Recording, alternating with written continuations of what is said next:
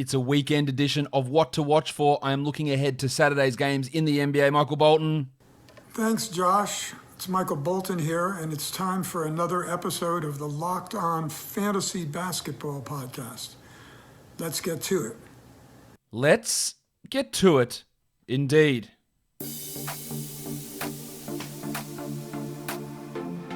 You are Locked On Fantasy Basketball, your daily fantasy basketball podcast, part of the Locked On Podcast Network.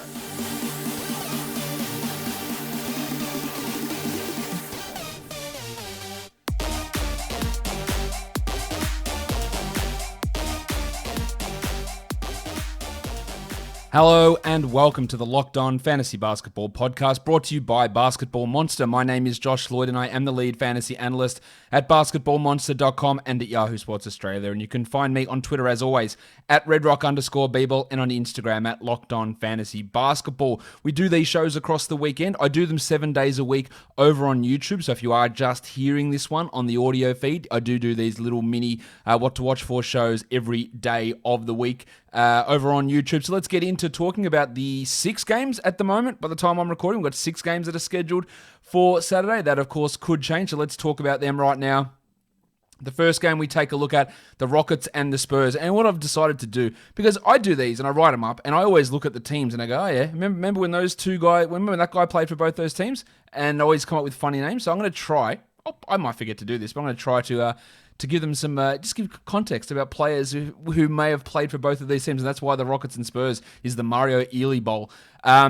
We are looking at a Rockets team that is banged up. They do not have the services of Victor Oladipo yet. There's no Daniel House. There's no John Wall. Eric Gordon is questionable. And now DeMarcus Cousins is doubtful. So we are going to get an absolute ton of guys like Jayshawn Tate, Christian Wood, Sterling Brown, all those sort of players. Tate was really interesting last game playing at point guard, and if Eric Gordon's out again, he's going to get some real value. Benny McLemore shit the bed in the starting lineup, but Tate is someone to watch. A lot of people are running to grab him in 12-team leagues. I think it's a good option to stream in for Saturday, for sure, but after that, the long-term value is not there. And then we look at Sterling Brown as well, who put up an absolute monster last time. Can he do that again?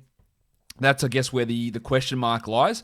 But the opportunity, especially if Eric Gordon is out, the opportunity for Sterlo is going to be there. On the Spurs side of things, we want to watch Keldon Johnson, who's really elevating himself to be one of the best players on the team. Can he continue that run? What else is he doing apart from high efficiency scoring at the moment? And then LaMarcus Aldridge. Real worries with him in terms of his numbers, but the biggest worry to me is the volume of three-point shots and the fact that none of them are going in. So if they start to go in, does everything else look a little bit better? The block numbers are also way down, and that may not return, but we want to cast a pretty critical eye, I think, here over LaMarcus Aldridge.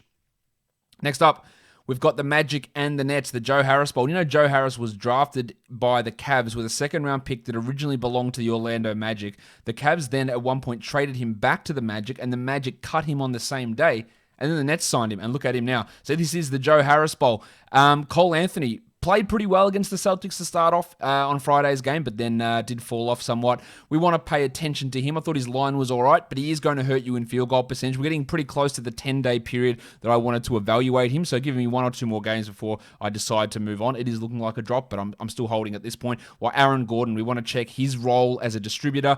It's a back-to-back, so will he even play? Because he's been dealing with that hamstring problem, so that's something for us to pay some attention to here. The Nets, will James Harden play? At this point, it's unknown. Obviously, if he plays, it's going to be must-watch TV. There is no Kyrie Irving, so you'd imagine that Harden would start, and you'd probably get him taking just straight in for Bruce Brown's position. But there's still a lot of shuffling that needs to be done. Do they keep Jeff Green in that starting lineup long-term? Is it Harris, Harden, Irving, Durant, and Jordan? And then Green coming off the bench to be the backup center. So we want to see how Harden looks next to Durant. We want to see how the rotation looks, where Joe Harris fits, but more importantly, Harden. Of course, that's what we want to see. That's the number one thing from this Nets team or this Nets game that we want to pay attention to. The next game is the Hornets and the Raptors. It's a current player. It's the Bismack Biyombo Bowl, who, of course, used to play for Charlotte, currently plays for Charlotte. Sorry, used to play for Toronto and got paid by I can't remember. Got paid by Orlando after his big performance in the playoffs with the Raptors. PJ Washington's been putting up some pretty big numbers of late. The efficiency's improving for Peach. The defensive numbers are improving. He looks really at home as a center and as a power forward. Now, I worry a little bit about what his role is in terms of when Zala returns, because do they just stop playing him at center altogether, which is where so much of his fantasy value is coming from. So that is one to watch, and maybe that makes him a sell high. Well, Terry Rozier has been really, really good. Much better than I anticipated this year. Shooting the ball well, not forcing himself into a role that he can't do, and that is the role of a point guard, but he's playing off the ball, and it's working pretty well.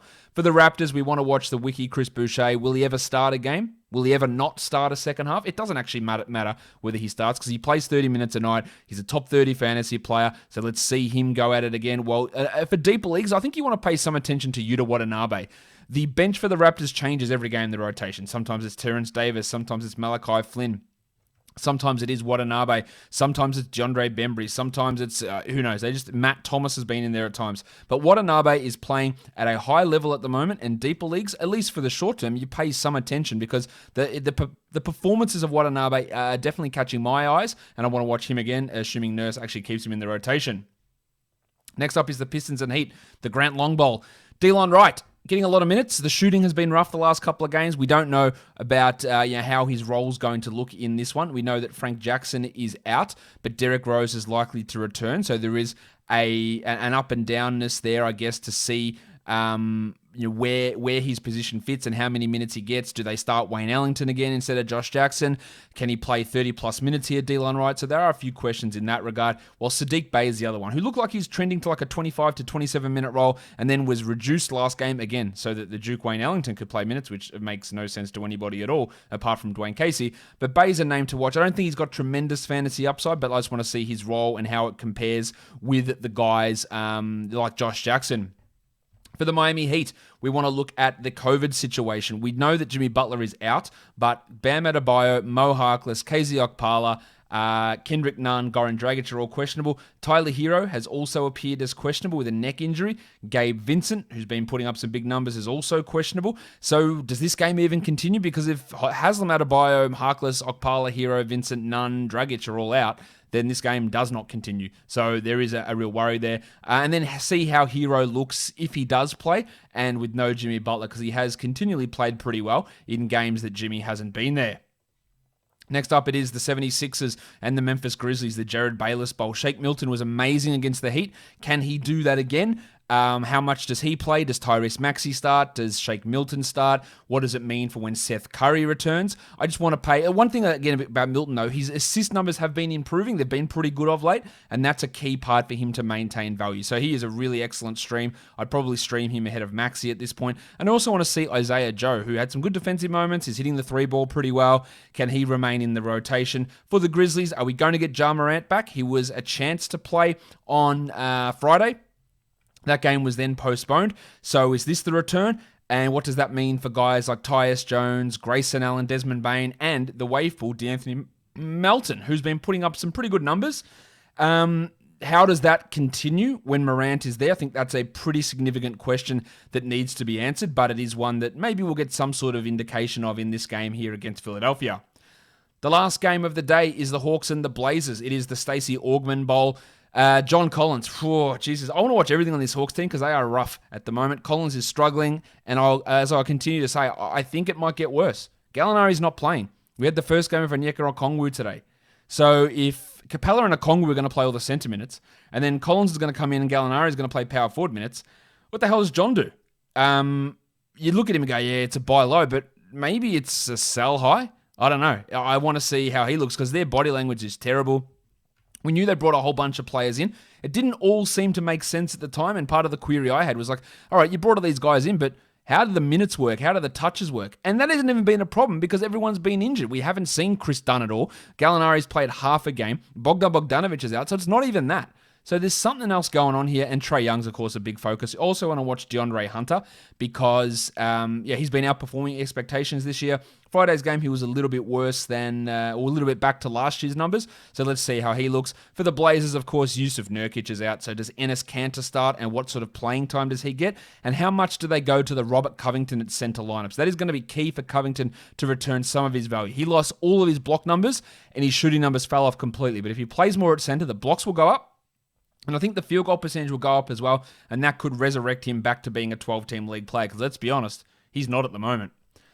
Let's look at some stream options. There's a bunch of Rockets players I'm looking at here. PJ Tucker, Sterling Brown, and Jay Sean Tate, all having some value there to stream in for Saturday's action. I think we look at DeAnthony Melton as not a bad stream guy as well. And Josh Jackson in Detroit is another guy there who's available on waiver wires, who could be someone that we take a look at as a solid enough stream option. You're going to find other ones appear because you're going to have some other guys pull out and other injuries crop up, but I think they're probably the major ones. Jeff Green, I think in Brooklyn's worth a look. He could be a guy that's available. You could look at Gary Trent, Xavier Tillman, even for the Memphis Grizzlies. This is assuming that players like Shake Milton's already taken, Enes Kanter's already taken. All right, that'll do it for me for the What to Watch For. Don't forget, subscribe, Apple Podcasts, Google Podcasts, Stitcher, Spotify, YouTube. I'll be back tomorrow with a Week 5 NBA preview. Guys, we are done here. Thank you so much for listening, everyone. See ya.